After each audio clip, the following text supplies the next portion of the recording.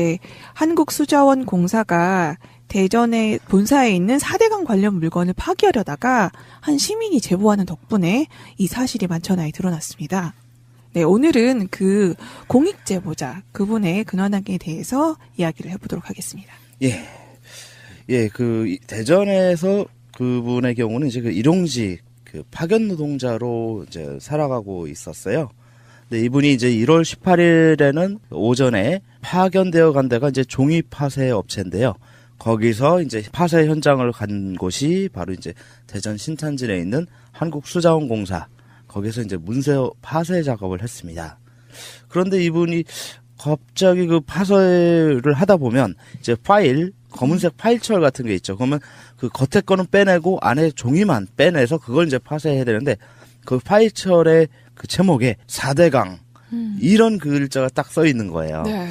그리고 또 뭐 경인 아라뱃길 이런 문건들의 그 제목이 있는 걸 보고 이거 좀 심각한 거 아닌가 네. 이런 생각이 들어서 이제 더불어민주당 대전시당에 바로 제보를 했고 이날 오후 그 더불어민주당 대전시당에서 기자회견을 열어서 제보 상황을 이제 공개했습니다. 네, 이분이 참 좀 대단한 분이라는 걸 느낄 수 있던 게 이 4대강 문건, 아라뱃길 문건이라는 이 제목만 보고도 이게 뭔가 심각하다라고 느꼈다는 거잖아요. 그렇죠. 물론 지난 정권에 굉장히 많은 분들이 힘겨움을 토로하셨고 그렇지만 정말 먹고 살 길이 어렵다 보면은 정치 관련해서 사실 관심이 없는 경우도 굉장히 많고요. 또 이분이 그 문건의 제목을 보고 바로 저 더불어민주당에도 제보를 하셨어요. 네, 이것도 그렇죠. 정말 되게 대단한 것 같아요. 그렇죠. 뭐 자유한국당에 제보하겠습니까? 아니면 국민의당 해야겠습니까? 다른 언론사나 뭐 그런 것도 조금 약간 위험할 수도 있잖아요. 그렇죠. 혹시나 조선일보면. 네, 다른 곳에 제보했다가 그냥 묻혀지고 말 수 있으니까 그러니까요. 예, 가장 믿을 만한 곳이 이제 더불어민주당이다라고 생각해서 제보했고요. 그러니까 이렇게 판단하신 것도 굉장히 훌륭하신 분인 그렇죠. 것 같아요. 네. 예, 또 이제 더불어민주당의 대전시당 거기 이제 대빵이 누구냐 바로 이제 박범계 의원이죠. 그래서 박범계 의원이 SNS에 올린 글에 의하면 이 경인 아라뱃길 그 문건에는 EMB 즉 MB를 의미하는 VIP 지시 문구가 있었고 또 정부가 5천억을 지원해도 1조 원의 손실을 입는다는 내용이 담겨 있었다고 합니다. 이런 문건이 폐기될 뻔한 겁니다. 좀 약간 드라마, 서스펜스가 막 스릴러가 가득한 드라마가 갑자기 펼쳐지는 느낌이에요. 갑자기 그렇죠. 따단 하면서 이렇게 막 경인, 아라뱃길, 4대강 문건. 이거를 파쇄하려다가 그 순간에 딱 이걸 잡고 그렇죠. 더불어민주당에 들고 갔다는 건 정말 영화 같은 일이네요. 예, 근데 더 충격적인 것은요. 이 문건 폐기가 그 전부터 한 9일 전부터 그 이미 시작이 돼서 80%는 이미 폐기됐다라는 거예요. 마지막 5차 폐기분 4톤이 폐기 직전에 이제 적발된 건데요. 어마어마하네요, 양이. 어마어마하죠. 16톤이면 이게 얼마나 대단한 그 종이의 무게로 봤을 때 대단한 거겠어요. 와. 그래서 이 제보 덕분에 문서 파쇄 작업은 이제 전면 중지됐고 이제 국가기록원에서 이제 공식 조사를 했어요. 네, 그러면 이거를 파쇄하려고 했던 사람도 이제 처벌을 해야겠네요. 그렇죠. 일단 그 파쇄 자체가 적법한 것이라면 당연히 처벌받지 말아야겠지만 그렇죠? 파쇄 과정이라든가 과정에 있어서 안 좋은 의도가 드러났다. 한다면 처벌은 불가피할 것 같아요. 네. 그래서 지금 그 조사 결과를 보면 한 470건의 기록물은 선별해서 그 원본이 있는지 여부 그리고 폐기 절차 등을 이제 점검했는데요. 그 중에서 302건은 원본으로 그 기록물 관리를 해야 되는데 보관하지 않고 또 평가 심의 절차 같은 것도 지키지 않고 파기 대상에 포함시켰다는 그런 불법적인 정황이 좀 드러난 것으로 이렇게 드러났습니다. 네. 이게 증거 인멸하려고 하다가 딱 걸린 거네요. 거의 그렇게 지금 그 의심이 되는 상황이죠. 네네. 그런데 이분이 이제 일용직 파견 노동자셨잖아요. 네. 그래서 그 이후에 갑자기 이분 신변에 변화가 생겼습니다. 네, 그렇죠. 이분이 원래 이제 그 부산에서 사시다가 대전에 올라와서 이제 자리를 이제 못 잡고 있었죠. 아무래도 그 자기의 원래 터전이 아니었으니까. 그런데 이제 이분이 이제 그 친구분의 추천으로 사회복지사로 들어가려고 사회복지사 자격증을 준비하고 있었던 과정에서 이제 일용직으로 생활비는 벌어야 되니까 일을 하고 있던 거예요. 그래서 이제 그 바로 그 다음 주면은 이제 자격증도 나오게 되고, 그리고 친구가 소개로 해주는 그 법인의 일자리가 나면은 추천으로 들어가도록 이야기도 다 되어 있었다고 합니다.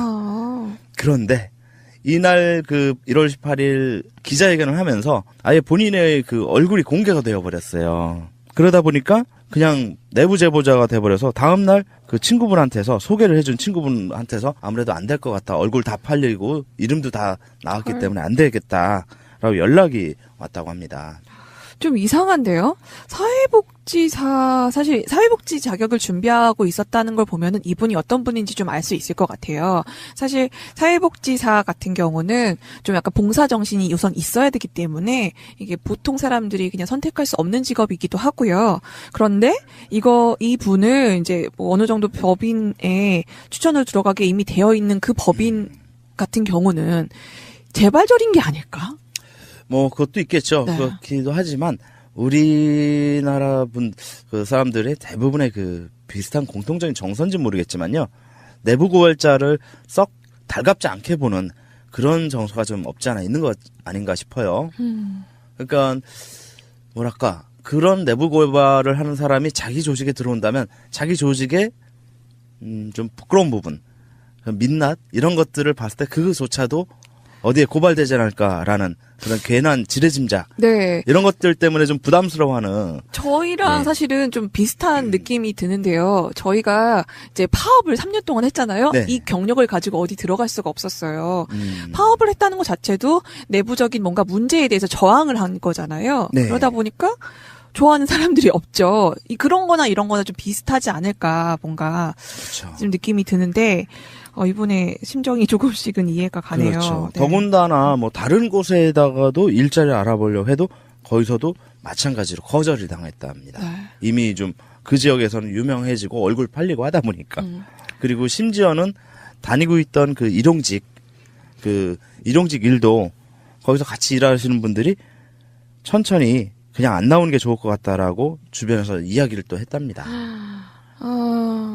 아무래도 그렇겠죠. 뭐 그 파견 업체에서 그 문서 파쇄 작업하는 곳에서 이 사람 온다 하면은 안 받으려고 하겠죠. 자기네 또 그 문서들 다른 회사들도 자기네 문서를 또 외부에 공개할까봐. 아니 도대체 무슨 나쁜 짓을 하고 있길래 그렇게 두려움에 떨고 있는 걸까요? 그러게요. 네. 그래서 이분 같은 경우는 특히나 장기간 동안 준비해오던 친구분의 소개로 들어가기로 했던 회사가 완전히 없어져 버리니까 그 일자리가 이게 본인은 거의 채용이 확정되었다라고 생각했는데 이게 취소가 돼 버리니까 앞길이 막막하죠. 네. 먹고 살 길이 막막하죠. 더군다나 애가 둘이나 있는 한 집안의 가장인데. 그래서 이분에 대한 그 채용이 취소된 부분을 법률적으로 어떻게 구제할 수 있을까? 한번 네. 생각도 좀 한번 해봤어요. 그런 방법이 있으면 너무 좋겠네요. 그렇죠. 네, 이분이 어떻게 그러면은 채용 확정 비슷하게 되어 있는 게 어떤 절차를 거쳐서 된 건지 좀 알아봐 주시면 되겠네요. 네. 그래서 이분 같은 이런 케이스들을 우리는 보통 채용 내정이라고 법적으로는 그 명명합니다. 그래서 채용 내정이란 것은 이제 본 채용에 훨씬 전에 채용할 사람을 미리 결정해 두는 거. 이것을 채용 내정이라고 하는 거죠. 그래서 이 취지는 사용자 측 입장에서는 우수한 인재를 조기에 확보하고 그리고 또 채용 내정자는 졸업이나 이직 전에 직장을 미리 확보해 두는 그런 안정적인 그런 좋은 제도, 취지의 제도라고 볼 수 있어요. 그래서 우리 특히 이제 뭐 학교 졸업반에 있는 사람들의 경우는 이런 채용 내정을 많이들 하죠. 아직 학교 다니면서 뭐 면접 봐서 붙으면은 뭐 졸업하면은 그것이 이제 하나의 조건이 되어 버리는 거죠. 졸업을 전제로 해서 너는 몇 월 며칠부터 출근을 해라. 이렇게 통보해 주는 거. 이게 이제 그 채용 내정인데 이 채용 내정은 근로계약이 체결된 것으로 봅니다. 채용 내정의 통보를 그 한 순간에 그것이 이제 현재의 법원과 그리고 이제 통설의 그 입장인데요. 구체적으로 이제 그 근로계약이 언제 성립된 것으로 보냐? 바로 그 채용 희망자에게 채용 내정을 통지한 그때 근로계약이 체결된 것으로 보기 때문에. 통지한 그 순간부터? 네. 그렇기 때문에 그 중간에 이제 정식 출근하기 전까지 기간이 있을 거 아닙니까? 그럼 그 중간에 사용자가 일방적으로 그 채용 내정을 취소할 수 있느냐라는 문제가 생길 수 있어요. 근데 이 부분에 대해서 우리 노동위원회와 법원은 이 채용 내정을 통보한 자체로서 근로계약은 이미 성립됐다고 보기 때문에 이것을 취소하는 것은 정당한 사유, 하나의 해고라고 볼 수 있는 거다. 그렇기 때문에 정당한 사유가 있어야 된다. 채용 내정을 취소할 만한 타당한, 그리고 누가 보더라도 정당한 이런 이유가 있어야만 그 채용 내정을 취소할 수 있다라고 볼 수 있는데요. 네, 그러면 채용 내정을 사실은 뭐 통보한다고 말씀하셨잖아요. 합격자한테. 네. 근데 그분한테 어떤 방법을 써서 통보를 해야 되는 건가요? 그래서 이제 그 채용 내정을 통보한다는 것은 뭐 문서로도 할 수 있고, 뭐 이메일이라든가 문자 메시지라든가 혹은 구두로서도 할 수 있어요. 네. 그런데 이제 나머지 앞에 세 가지는 다 증거가 남는데, 기록이 남는데, 그렇죠. 구두는 기록이 안 남는단 말이에요. 그렇죠. 그래서 이게 문제인 거예요. 지금 우리 지금 제보자의 경우가 딱 이 경우에 해당하는데요.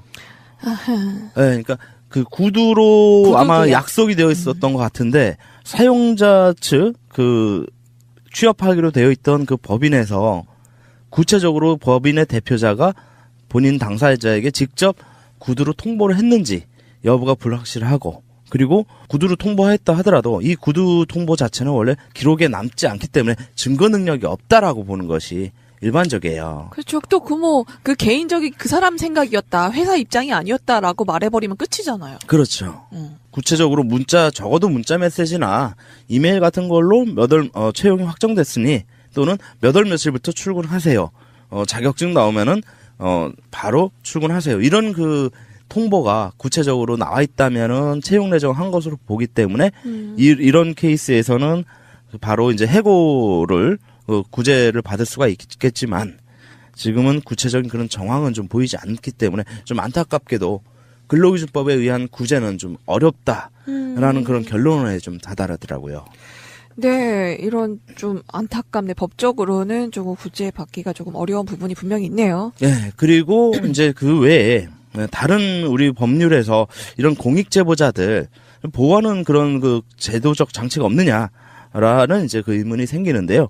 다행스럽게도 작년 10월 19일 시행된 공익신고자 보호법이라는 법률이 있습니다. 오. 네, 그 법률에서는 법률 15조에 누구든지 공익신고자 등에게 공익신고 등을 이유로 불이익 조치를 해서는 안 된다라고 했고, 그 공익신고에 따른 불이익 조치의 종류로 파면, 해임, 해고, 그 밖에 신분상실에 해당하는 신분상의 불이익 조치, 그리고 징계, 정직, 감봉, 강등, 승진 제한, 그 밖에 부당한 인사조치라고 구체적으로 명시는 해놨습니다. 네. 근데 다만 이 경우처럼 채용 내정의 경우는 물론 해고에 해당하기 때문에 어느 정도 보호는 받을 수 있겠지만, 채용 내정이 지금 제보자의 경우처럼 구두로 이루어졌거나 제3자를 통해서 통보된 경우는 이것이 명확한 그 증거 능력을 가지지 어렵다라고 보기 때문에 지금 이 공익제보자 신고자 보호법에 의한 보호도 거의 어려운 상황으로 이렇게 좀 보여집니다. 근데 이것뿐만 아니라 그 왜 검사 성희롱 폭로했던 그 검사 책상 빼버렸다고 하잖아요. 이런 걸 봐도 검찰에서조차 이런 법을 지키지 않는데 다른 곳은 오죽하랴라는 생각이 그렇죠? 드네요. 예, 네. 그렇죠. 정말. 우리나라에서 가장 법을 잘 지키는, 오히려 법을 안 지키는 사람들을 그 처벌을 하도록 그러니까요. 하는 가장 힘 있는 곳에서조차도 그러는 판에 일반 사기업에서는 오죽하겠습니까? 네, 이런 분들을 사실은 보호할 수 있는 것은 어쩔 수 없이 또 국민들이 전체적으로 도와주는 수밖에, 저희들의 일반 대중이 힘을 모아서 여러 사람들이 이분들을 보호해주는 수밖에 없다는 생각이 듭니다. 그렇죠. 그래서 지금 뭐 현재 그 어쩌다 슈퍼맨이라는 그 이제 그 민간 단체 그 조직에서 그런 공익 제보자를 보호하는 조치를 하고 있는데, 다만 이 경우는 좀 그 대상자 선정에 좀 시간이 걸려요. 그렇죠. 예, 그렇기 때문에 당장의 어떤 생계가 좀 단 몇 개월 동안이라도 위협받는 경우, 그런 경우에는 상당히 좀 시기적으로 좀 많이 힘들 수 있다, 이런 좀 약점이 좀 있어요. 이 제보자 같은 경우도요, 지난 2월 12일에 그 딴지일보 그 자유 게시판에, 원래 이제 이분이 제보를 하게 된 첫 시발점이 딴지일보 자유 게시판에 처음 글을 올리면서 이제 제보를 하게 되었던 것이거든요. 근데 이때 이제 근황을 전했는데요. 이때 그 내용을 간단하게 소개해 드리자면, 날이 추워서 일용직 일자리도 없고 지인 추천으로 가려 했던 곳은 뉴스가 나온 다음 날 안 되겠다. 어디로 튈지 모르는 사람이라 데리고 있기 어렵다 하며 거절했다라고 근황을 전했습니다. 그리고 이어서 벌이가 끊겨서 와이프가 벌어오는 걸로 충당하려니 가장 노릇도 못하고 있습니다. 가만히 있었으면은 안정적으로 일자리 잡아서 잘 살 것을 왜 엄한 짓을 하냐고 어머니가 화가 많이 나셨네요. 라고 근황을 밝혔습니다. 아이고, 어르신들도 그러시죠. 그렇죠. 뭐 간단히 제일 생각나는 그런 얘기들이 있잖아요. 어르신들 왜 나서지 마라. 너는 나서지 마라. 이런 얘기 있잖아요. 네, 맞아요. 네. 오난돌이 정 맞는다. 그렇죠. 노무현 그래서, 대통령도 그 이제 경선 그 대선 후보 수락 연설에서도 그 얘기를 하셨잖아요. 저희 어머니께서 말씀하셨다. 모난돌이 정 맞는다. 이놈만 나서지 마라. 그쵸. 하지만 이제 오난돌이 정 맞지 않고 다 같이 모난돌을 정을 때리려고 하면 다 같이 모를 세워서 그렇죠. 보호해주는 예, 이런 안타까운 상황에서 기적이 일어났습니다. 네, 네. 바로 그 제보자가 이런 그 자신의 신세 한탄이라면 한탄이랄까 이런 근황을 전한 글이 올라오고 약 30분 만에 딴지일보 게시판에 다른 누리꾼이 자랑스러운 공익 제보자를 위해 시민들이 손을 내밀어 외롭지 않게 잡아주자라는 그 게시글을 올렸고요. 이 게시글에 추천이 수백 개가 달렸습니다. 그러면서 자발적으로 후원을 조직하기 시작했어요. 멋지십니다. 예. 그래서 제보자를 설득해서 여러 차례 설득을 한 끝에 제보자는 처음에는 완곡히 거절하고 그럴 돈으로 차라리 다른 분들, 자기보다 더 어려운 분들을 후원해달라라고 했는데 딴지일보 자유 게시판 이용자들은 공익제보자가 공익제보를 한 것 때문에 생계가 어려움을 겪고 있다면 앞으로 누가 또 공익제보 하겠냐. 그럼요. 예. 그렇기 때문에 우리가 당신을 도와야겠다라고 강력히 주장하고 설득한 끝에 이 제보자의 계좌번호를 드디어 따냈다고 봐야 되죠. 네. 그래갖고 그것을 올렸어요. 그래서 이제 제안자는 공익제보자에 대한 후원을 다시 한번 정식 제청하면서 제안하면서 깨어있는 시민의 조직화된 힘, 그것이 커뮤니티의 역할이라고 생각합니다. 우리가 촛불을 두고 내 나라를 지키듯이 우리가 사회를 위해 용기 있는 공익제보자를 지켜야 아프지 않은 건강한 사회를 만든다고 생각합니다. 라고 모금의 이제 취지를 밝혔고요. 네. 많은 분들이 또 그 모금의 후원을 함께 동참해 주셨는데요. 네. 그러시면서 이제 그 공익제보자 분께 메시지를 남긴 것이 되게 재미있는 게, 어떻게 그냥, 사리 사욕을 위해서 써라. 네. 꼭 어디 후원하지 말아라. 그렇죠. 꼭 이렇게, 네. 개인적으로 쓰라고 이렇게 꼭 당부를 하시면서 그렇죠. 이렇게 후원을 해주셨다는 게 예. 너무 멋져요, 진짜. 그렇죠. 정말 감동받았습니다. 저도 이 딴지일보 제 게시판을 쭉 보면서 계속 감동이 몰려오는 거예요. 그래서 수많은 사람들이 계속 추천글에 모든 글들이 13일, 14일 이틀 동안 모든 글들이 전부 다 인증합니다. 후원 인증합니다로 도배가 되었어요. 그래서 제가 카운팅을 얼추 해봤을 때도 한 700명 이상이 그 후원을 했고 현재는 이제 다른 인터넷 커뮤니티로 이제 확산이 되어서 그리고 또 그 인터넷 신문들 우리 기사들에도 이제 소개가 돼서 지금 엄청난 그 후원이 답지하고 있는데요. 이것은 돈의 액수가 문제가 아니라 그렇죠. 아까 얘기가 나왔고 노무현 대통령께서도 얘기했지만 그 깨어있는 시민들의 조직된 힘, 특히나 이 조직된 힘이 위에서 누가 잡아 끌은 것이 아니라 아래에서 자발적으로 조직화되었다는 점, 이것이 저는 굉장히 감동스럽고 이것이야말로 우리 사회를 이제 더는 이제 그 과거로 후퇴시키지 않고 공익제보자가 더 이상 자기의 힘든 상황이 염려돼서 주저하게 되지 않는 그런 그 새로운 역사를 만들어 나가는 것 아닌가. 좀 네. 이런 개인적인 평가를 내리고 싶어요. 네, 오늘 노무사님과 말씀 나눠본 내용 보면은 사실 공익신고자 보호법도 있고 뭐 노동법도 있지만 사실 이분에게는 보호되지 못하는 비어있는 부분이 분명히 있는데요. 이것을 많은 분들이 함께 메꿔주시지 않았나 싶습니다. 그리고 앞으로도 이런 분들이 정말 용기 있게 소신 있게 공익제보를 할 수 있도록 우리들이 지켜주는 역할을 해야 되지 않나 싶습니다. 통지한 그 순간부터 네. 그렇기 때문에 그 중간에 이제 정식 출근하기 전까지 기간이 있을 거 아닙니까? 그럼 그 중간에 사용자가 일방적으로 그 채용 내정을 취소할 수 있느냐? 라는 문제가 생길 수 있어요. 근데 이 부분에 대해서 우리 노동위원회와 법원은 이 채용 내정을 통보한 자체로서 근로계약은 이미 성립됐다고 보기 때문에 이것을 취소하는 것은 정당한 사유, 하나의 해고라고 볼 수 있는 거다. 그렇기 때문에 정당한 사유가 있어야 된다. 채용 내정을 취소할 만한 타당한, 그리고 누가 보더라도 정당한 이런 이유가 있어야만 그 채용 내정을 취소할 수 있다라고 볼 수 있는데요. 네, 그러면 채용 내정을 사실은 뭐 통보한다고 말씀하셨잖아요. 합격자한테. 네. 근데 그분한테 어떤 방법을 써서 통보를 해야 되는 건가요? 그래서 이제 그 채용 내정을 통보한다는 것은 뭐 문서로도 할 수 있고, 뭐 이메일이라든가 문자 메시지라든가 혹은 구두로서도 할 수 있어요. 네. 그런데 이제 나머지 앞에 세 가지는 다 증거가 남는데, 기록이 남는데, 그렇죠. 구두는 기록이 안 남는단 말이에요. 그렇죠. 그래서 이게 문제인 거예요. 지금 우리 지금 제보자의 경우가 딱 이 경우에 해당하는데요.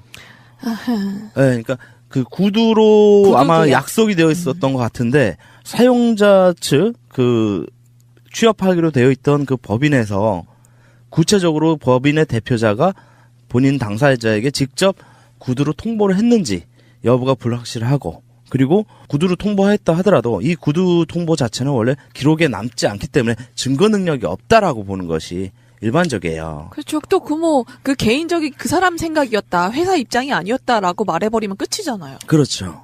구체적으로 적어도 문자 메시지나 이메일 같은 걸로 채용이 확정됐으니 또는 몇 월 며칠부터 출근하세요.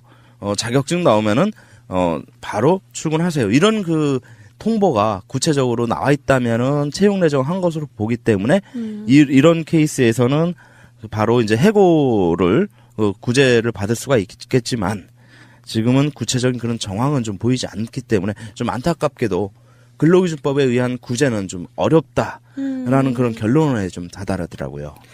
네, 이런 좀 안타깝네. 법적으로는 조금 구제받기가 조금 어려운 부분이 분명히 있네요. 네, 그리고 이제 그 외에 다른 우리 법률에서 이런 공익제보자들 보호하는 그런 그 제도적 장치가 없느냐라는 이제 그 의문이 생기는데요. 다행스럽게도 작년 10월 19일 시행된 공익신고자 보호법이라는 법률이 있습니다. 오. 네, 그 법률에서는 법률 15조에 누구든지 공익신고자 등에게 공익신고 등을 이유로 불이익 조치를 해서는 안 된다라고 했고, 그 공익신고에 따른 불이익 조치의 종류로 파면, 해임, 해고, 그 밖에 신분상실에 해당하는 신분상의 불이익 조치, 그리고 징계, 정직, 감봉, 강등, 승진 제한, 그 밖에 부당한 인사조치라고 구체적으로 명시해 놨습니다. 네. 근데 다만 이 경우처럼 채용 내정의 경우는 물론 해고에 해당하기 때문에 어느 정도 보호는 받을 수 있겠지만, 채용 내정이 지금 제보자의 경우처럼 구두로 이루어졌거나 제3자를 통해서 통보된 경우는 이것이 명확한 그 증거 능력을 가지지 어렵다라고 보기 때문에 지금 이 공익제보자 신고자 보호법에 의한 보호도 거의 어려운 상황으로 이렇게 좀 보여집니다. 근데 이것뿐만 아니라 그 왜 검사 성희롱 폭로했던 그 검사 책상 빼버렸다고 하잖아요. 이런 걸 봐도 검찰에서조차 이런 법을 지키지 않는데 다른 곳은 오죽하랴라는 생각이 그렇죠? 드네요. 예, 네. 그렇죠. 정말. 우리나라에서 가장 법을 잘 지키는, 오히려 법을 안 지키는 사람들을 그 처벌을 하도록 그러니까요. 하는 가장 힘 있는 곳에서조차도 그러는 판에 일반 사기업에서는 오죽하겠습니까? 네, 이런 분들을 사실은 보호할 수 있는 것은 어쩔 수 없이 또 국민들이 전체적으로 도와주는 수밖에, 저희들의 일반 대중이 힘을 모아서 여러 사람들이 이분들을 보호해주는 수밖에 없다는 생각이 듭니다. 그렇죠. 그래서 지금 뭐 현재 그 어쩌다 슈퍼맨이라는 그 이제 그 민간 단체 그 조직에서 그런 공익 제보자를 보호하는 조치를 하고 있는데, 다만 이 경우는 좀 그 대상자 선정에 좀 시간이 걸려요. 그렇죠. 예, 그렇기 때문에 당장의 어떤 생계가 좀 단 몇 개월 동안이라도 위협받는 경우, 그런 경우에는 상당히 좀 시기적으로 좀 많이 힘들 수 있다. 이런 좀 약점이 좀 있어요. 이 제보자 같은 경우도요. 지난 2월 12일에 그 딴지일보 그 자유 게시판에, 원래 이제 이분이 제보를 하게 된 첫 시발점이 딴지일보 자유 게시판에 처음 글을 올리면서 이제 제보를 하게 되었던 것이거든요. 근데 이때 이제 근황을 전했는데요. 이때 그 내용을 간단하게 소개해 드리자면, 날이 추워서 일용직 일자리도 없고 지인 추천으로 가려 했던 곳은 뉴스가 나온 다음 날 안 되겠다. 어디로 튈지 모르는 사람이라 데리고 있기 어렵다 하며 거절했다라고 근황을 전했습니다. 그리고 이어서 벌이가 끊겨서 와이프가 벌어오는 걸로 충당하려니 가장 노릇도 못하고 있습니다. 가만히 있었으면은 안정적으로 일자리 잡아서 잘 살 것을 왜 엄한 짓을 하냐고 어머니가 화가 많이 나셨네요. 라고 근황을 밝혔습니다. 아이고, 어르신들도 그러시죠. 그렇죠. 뭐 간단히 제일 생각나는 그런 얘기들이 있잖아요. 어르신들 왜 나서지 마라. 너는 나서지 마라. 이런 얘기 있잖아요. 네, 맞아요. 네. 오난돌이 정 맞는다. 그렇죠. 노무현 그래서- 대통령도 그 이제 경선 그 대선 후보 수락 연설에서도 그 얘기 하셨잖아요. 저희 어머니께서 말씀하셨다. 모난돌이 정 맞는다. 이놈만 나서지 마라. 그쵸. 하지만 이제 오난돌이 정 맞지 않고 다 같이 오난돌을 정을 때리려고 하면 다 같이 모를 세워서 그렇죠. 보호해주는. 예, 이런 이런- 안타까운 상황에서 기적이 일어났습니다. 네, 네. 바로 그 제보자가 이런 그 자신의 신세 한탄이라면 한탄이랄까 이런 근황을 전한 글이 올라오고 약 30이면 이게 얼마나 대단한 그 종이의 무게로 봤을 때 대단한 거겠어요. 와. 그래서 이 제보 덕분에 문서 파쇄 작업은 이제 전면 중지됐고 이제 국가기록원에서 이제 공식 조사를 했어요. 네, 그러면 이거를 파쇄하려고 했던 사람도 이제 처벌을 해야겠네요. 그렇죠. 일단 그 파쇄 자체가 적법한 것이라면 당연히 처벌받지 말아야겠지만 그렇죠? 파쇄 과정이라든가 과정에 있어서 뭐 안 좋은 의도가 드러났다. 한다면 처벌은 불가피할 것 같아요. 네. 그래서 지금 그 조사 결과를 보면 그 한 470건의 기록물은 선별해서 그 원본이 있는지 여부 그리고 폐기 절차 등을 이제 점검했는데요. 그 중에서 302건은 원본으로 그 기록물 관리를 해야 되는데 보관하지 않고 또 평가 심의 절차 같은 것도 지키지 않고 파기 대상에 포함시켰다는 그런 불법적인 정황이 좀 드러난 것으로 이렇게 드러났습니다. 이게 증거 인멸하려고 하다가 딱 걸린 거네요. 뭐 거의 그렇게 지금 그 의심이 되는 상황이죠. 네네. 그런데 이분이 이제 일용직 파견 노동자셨잖아요. 네. 그래서 그 이후에 갑자기 이분 신변에 변화가 생겼습니다. 네, 그렇죠. 이분이 원래 이제 그 부산에서 사시다가 대전에 올라와서 이제 자리를 이제 못 잡고 있었죠. 아무래도 그 자기의 원래 터전이 아니었으니까. 그런데 이제 이분이 이제 그 친구분의 추천으로 사회복지사로 들어가려고 사회복지사 자격증을 준비하고 있었던 과정에서 이제 일용직으로 생활비는 벌어야 되니까 일을 하고 있던 거예요.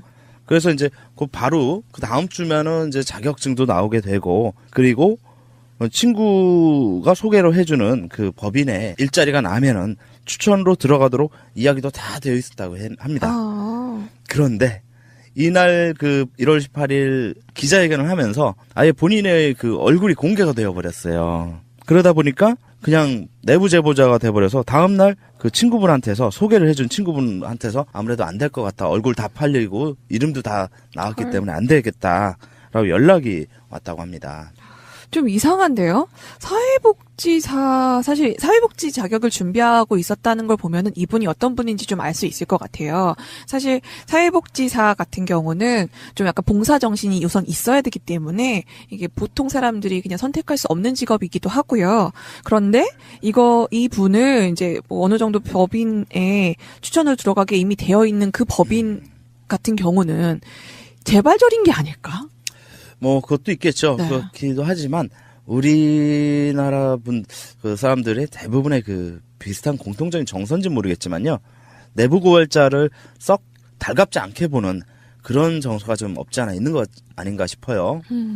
그러니까 뭐랄까 그런 내부 고발을 하는 사람이 자기 조직에 들어온다면 자기 조직에 좀 부끄러운 부분, 민낯 이런 것들을 봤을 때 그거조차도 어디에 고발되지 않을까라는 그런 괜한 지레짐작 네. 이런 것들 때문에 좀 부담스러워하는 저희랑 네. 사실은 좀 비슷한 느낌이 드는데요. 저희가 이제 파업을 3년 동안 했잖아요. 네. 이 경력을 가지고 어디 들어갈 수가 없었어요.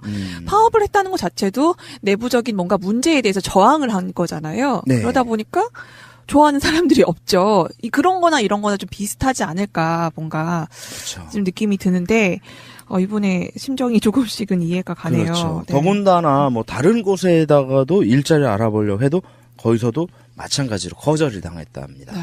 이미 좀 그 지역에서는 유명해지고 얼굴 팔리고 하다 보니까. 그리고 심지어는 다니고 있던 그 일용직 일도 거기서 같이 일하시는 분들이 천천히 그냥 안 나오는 게 좋을 것 같다라고 주변에서 이야기를 또 했답니다. 아무래도 그렇겠죠. 뭐 그 파견 업체에서 그 문서 파쇄 작업하는 곳에서 이 사람 온다 하면은 안 받으려고 하겠죠. 자기네 또 그 문서들 다른 회사들도 자기네 문서를 또 외부에 공개할까봐. 아니 도대체 무슨 나쁜 짓을 하고 있길래 그렇게 두려움에 떨고 있는 걸까요? 그러게요. 네. 그래서 이분 같은 경우는 특히나 장기간 동안 준비해오던 친구분의 소개로 들어가기로 했던 회사가 완전히 없어져 버리니까 그 일자리가 이게 본인은 거의 채용이 확정되었다라고 생각했는데 이게 취소가 돼 버리니까 앞길이 막막하죠. 네. 먹고 살 길이 막막하죠. 더군다나 애가 둘이나 있는 한 집안의 가장인데. 그래서 이분에 대한 그 채용이 취소된 부분을 법률적으로 어떻게 구제할 수 있을까? 한번 네. 생각도 좀 한번 해봤어요. 그런 방법이 있으면 너무 좋겠네요. 그렇죠. 네, 이분이 어떻게 그러면은 채용 확정 비슷하게 되어 있는 게 어떤 절차를 거쳐서 된 건지 좀 알아봐 주시면 되겠네요. 네. 그래서 이분 같은 이런 케이스들을 우리는 보통 채용 내정이라고 법적으로는 그 명명합니다. 그래서 채용 내정이란 것은 이제 본 채용에 훨씬 전에 채용할 사람을 미리 결정해 두는 거. 이것을 채용 내정이라고 하는 거죠. 그래서 이 취지는 사용자 측 입장에서는 우수한 인재를 조기에 확보하고 그리고 또 채용 내정자는 졸업이나 이직 전에 직장을 미리 확보해 두는 그런 안정적인 그런 좋은 제도, 취지의 제도라고 볼 수 있어요. 그래서 우리 특히 이제 뭐 학교 졸업반에 있는 사람들의 경우는 이런 채용 내정을 많이들 하죠. 아직 학교 다니면서 뭐 면접 봐서 붙으면은 뭐 졸업하면은 그것이 이제 하나의 조건이 되어 버리는 거죠.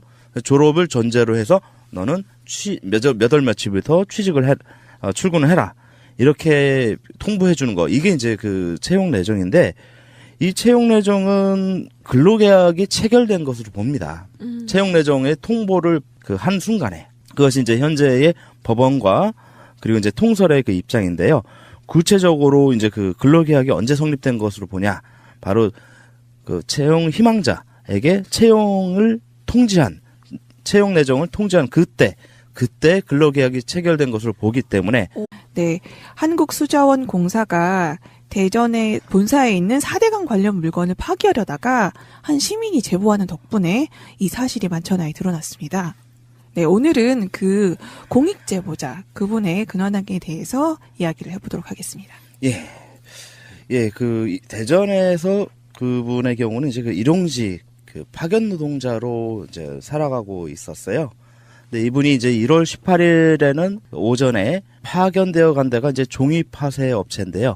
거기서 이제 파쇄 현장을 간 곳이 바로 이제 대전 신탄진에 있는 한국수자원공사.